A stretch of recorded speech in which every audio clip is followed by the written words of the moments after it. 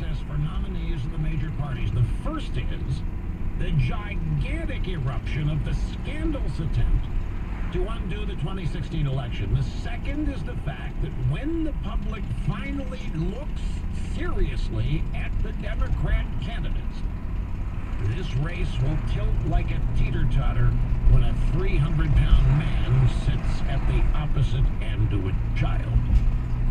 Every candidate in serious contention for the Democrat nomination, except for Biden, has championed tax, immigration, health care, environmental policies the great majority of Americans will not seriously even entertain. And that is without getting into reparations for descendants of slaves and natives and legalized infanticide, which is abortion after the baby is born, which some Democrats are advocating now.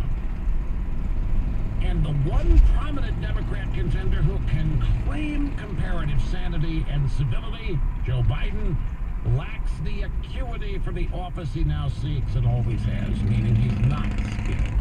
He doesn't have the acumen. He's not made for the presidency.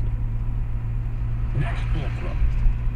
The stark contrast in policy and personality terms between the president and Democrats and the bellicosity of the president himself, which can be embarrassing, but may have been essential for him to get through the unprecedented effort to undermine him, do not themselves explain the very long fuse that is burning and excruciating slowness toward the powder keg of explicit revelation of Democrat lawbreaking. He is saying here he thinks there are going to be indictments of all of these people that ran the silent coup, and that they're going to come down in plenty of time before the election to have an impact.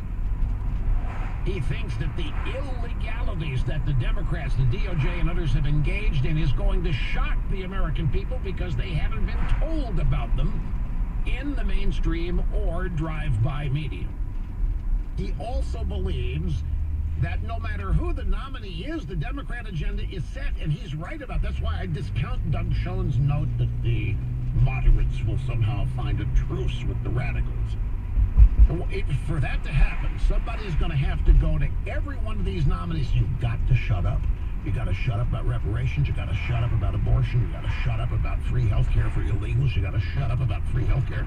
And they can't. And so Black's opinion is weak.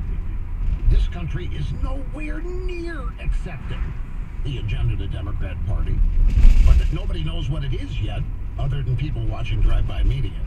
So those are the two contrasts. Which one